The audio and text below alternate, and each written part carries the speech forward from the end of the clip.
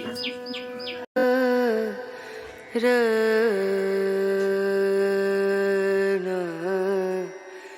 रे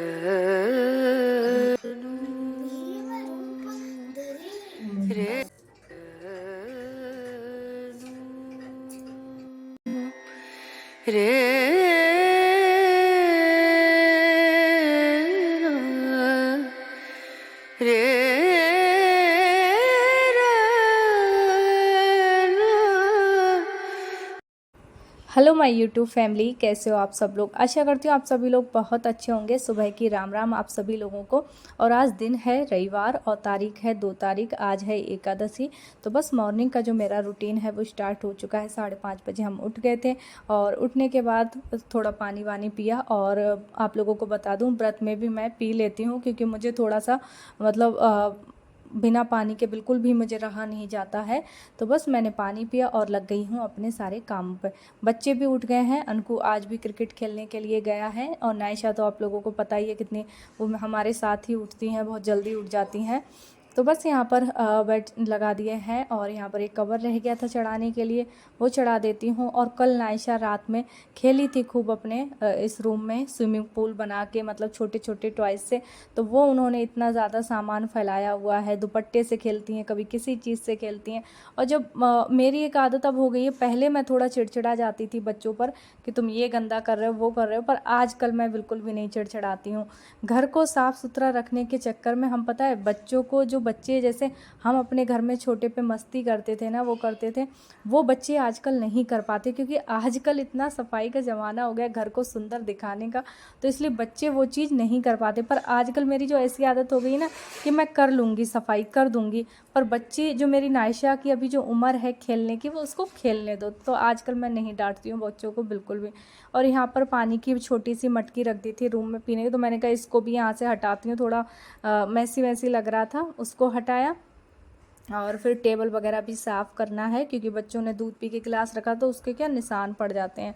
और रात हस्बैंड ने भी उसमें वाटरमेलन और ककड़ी वगैरह सारी चीज़ें जार में रखी थी, जिससे वो बन जाता है डिटॉक्स वाटर, तो वो भी रखा है पीने के लिए। पर आज मैं नहीं लूँगी। वो कह रहे थे मेरे से कि आप ले लो, मैंने कहा नहीं, तुमने पता नहीं किस चाकू से काटा होगा, कैसे करके, मैं नहीं लेती हूँ। मैं व्रत वाले दिन कुछ भी, कोई कुछ भी कहे, मैं किसी के हाथ का नहीं खाती हूँ। मैं खुद से ही अपनी आँखों के सामने बनाती हूँ, खुद ही खाती हूँ, मतलब किसी के हाथ का भी नहीं पसंद करती हूँ। तो बस जल्दी से लगा लेती हूँ मैं झाड़ू फटाफट से। और उसके बाद मेरे भजन भी चल रहे हैं आगे, पोछा आंटी से बोल दूँगी तो वो आज ऊपर लगा देंगे।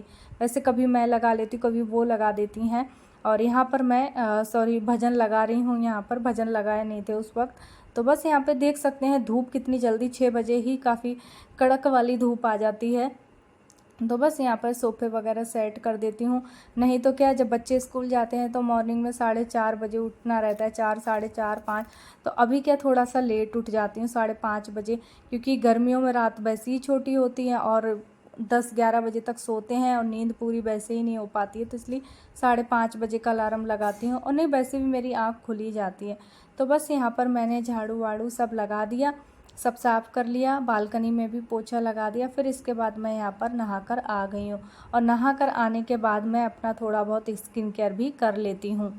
और मैं आपको बताऊं, ज़्यादा समय नहीं निकाल पाती हूँ स्किन केयर के लिए, क्योंकि ये टाइम जो मेरा होता है पूजा का, बस ये लगता है कब जल्दी से मंदिर में जाएं और अपनी जो पूजा है वो स्टार्ट करें। और बस चलो अब चलते हैं मंदिर में। थोड़ा सा सनस्क्रीन लगा लिया था क्योंकि बहुत ज़्यादा ज़रूरी है सनस्क्रीन लगाना गर्मियों में। बस यहाँ पर आ गई मंदिर में। मंदिर में आने के बाद में यहाँ पर मैं बाल्टी भर के ले आई, पूजा के बर्तन हैं उनको भी क्लीन कर लिया। आज थोड़ा सा ज़्यादा टाइम लगेगा पूजा में क्योंकि आज एकादशी का व्रत भी है, उनके पाठ वगैरह स्पेशल रहते हैं भगवान के, वो करूँगी। तो आज रविवार भी है और तुलसी माँ की पूजा नहीं करनी है। तो आज रविवार वाला दिन है तो सूर्य भगवान की थोड़ी सी पूजा करनी रहती है, उनका पाठ करना रहता है, जल वगैरह, और बैठ के थोड़ा सा उनका जाप भी करती हूँ। तो सबसे पहले मैंने यहाँ पर कर लेती हूँ तो सूर्य भगवान की पूजा।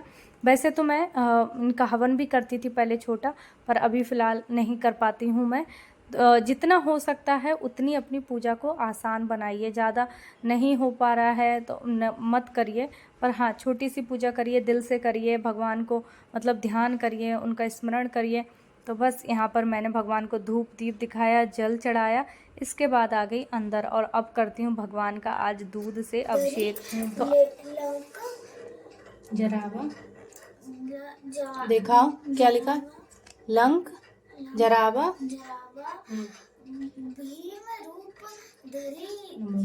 वासुदेवाय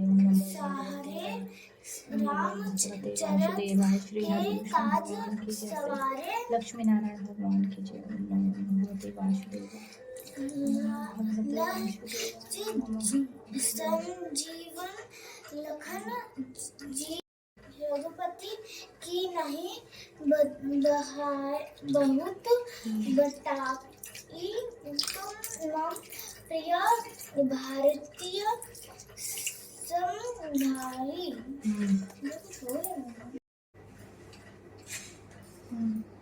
चारों जुग प्रताप तुम्हारा है।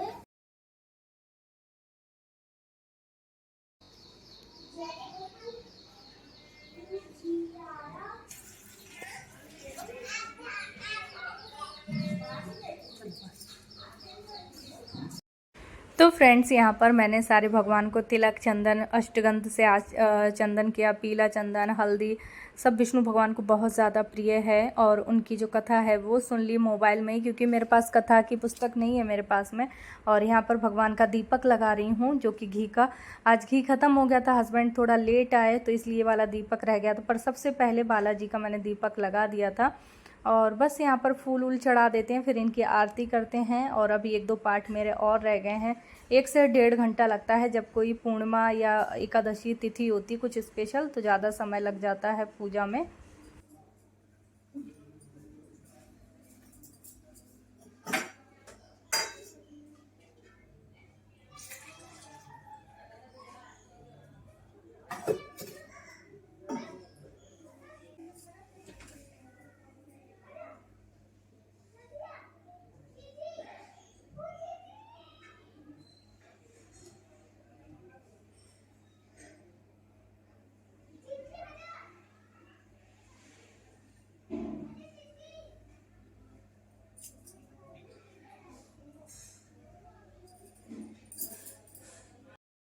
तो फ्रेंड्स पूजा की, पानी पिया थोड़ा सा ऊपर बैठ के, फिर इसके बाद मैं आ गई नीचे किचन में यहाँ पर मैं कर रही हूँ गैस को क्लीन। इसके बाद ही मैं फिर अपनी चाय और मखाना वगैरह सेकूँगी।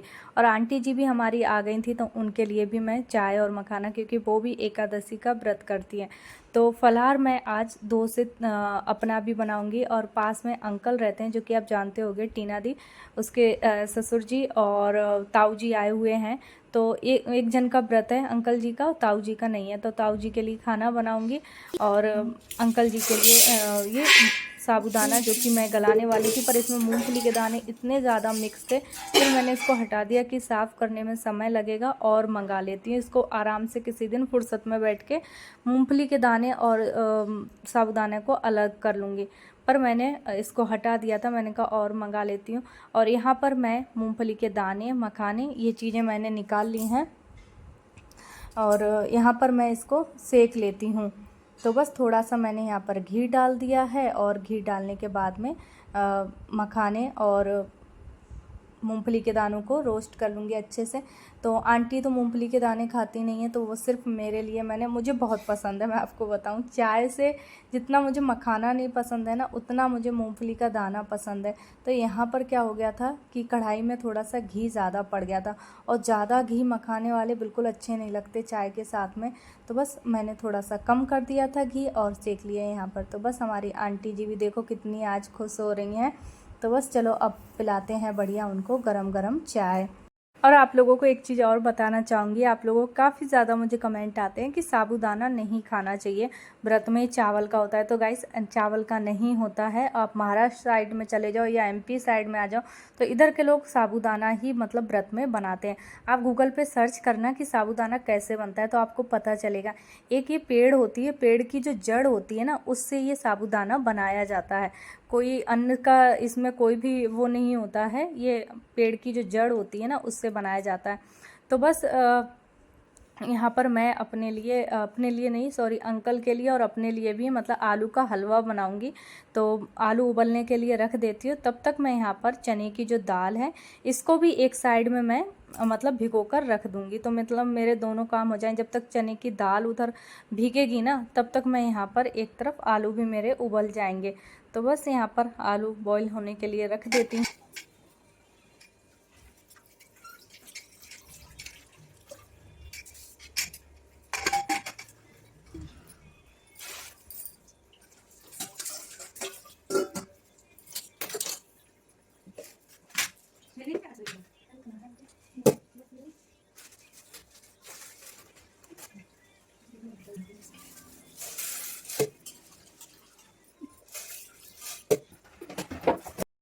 और यहाँ पर आलू भी 3 से 4 सीटी हो गई थी, कुछ ज़्यादा ही सीटी लग गई। तो बिल्कुल जो आलू है वो फैस गए थे, मतलब बिल्कुल गल गए थे। तो थोड़ा सा बुरा लग रहा था, पर चलो कोई नहीं, मुझे तो हलवा ही बनाना है। पर उसमें कम से कम 2 से 3 आलू बेकार हो गए थे, बिल्कुल गल गए थे। तो चलो इनको एक तरफ ठंडा होने के लिए रख देती हूँ। कुकर को धुलती हूँ और वापस से मैं इसमें दाल बनने के लिए रखती हूँ। और मुझे एक छोटा सा कुकर लेना है, वो जल्दी ले लूँगी, क्योंकि आप लोग कमेंट आ रहे थे कि इतनी सी दाल आप इतने बड़े में चढ़ाती हूँ। तो ले लूँगी मैं जल्दी से।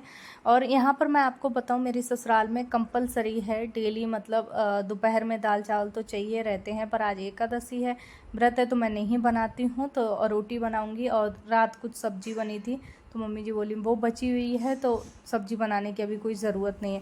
तो दाल अच्छे से क्या ये फूल गई है।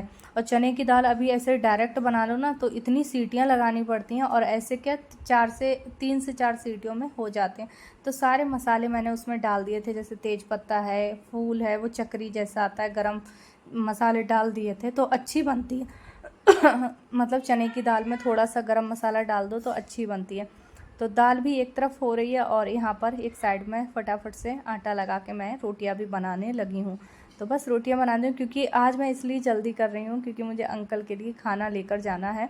अब ऐसा ना हो कि कहीं वो कुछ खा लें बनाकर, क्योंकि जो मेरी बहन है टीना दी, वो शाम को आएगी। तो मेरी कहीं ना कहीं जिम्मेदारी बनती है कि मैं जाकर पूछूं और उनके लिए बना कर दूं, क्योंकि जब हम लोग भी नहीं होते ना, तो वो भी इसी तरीके से हम लोगों के लिए। मैं खाना लेके गई अंकल के लिए, तो मना कर दिया, उन्होंने खा चुके हैं। तो अब प्यास अंकल के लिए हलवा बना रही हूँ आलू का। लाओ नायशा। तो थोड़ा सा बुरा लगा, तब तक उन्होंने जो रात का रखा हुआ था वो खा लिया। मैं मना भी करके आई थी कि मैं गरम गरम खाना लेकर आऊँगी, पर क्या करें, आप क्या कर सकते हैं। तो यहाँ पर मैं अंकल के लिए बना रही हूँ, जिनका व्रत है एकादशी का, आलू का हलवा। जो कि मैंने यहाँ पर आधा कटोरी इसमें देसी घी डाल दिया था। और इसमें ना देसी घी का ही मतलब अच्छा लगता है, रिफाइंड में अगर छौंक लगाओगे तो बिल्कुल भी आपको अच्छा नहीं लगेगा। तो मैंने देसी घी डाल दिया और थोड़ा सा मैंने इसमें जीरा डाल दिया। बस इसको खूब अच्छे तरीके से भुनेंगे, फिर इसके बाद में ही इसमें शक्कर पड़ती है।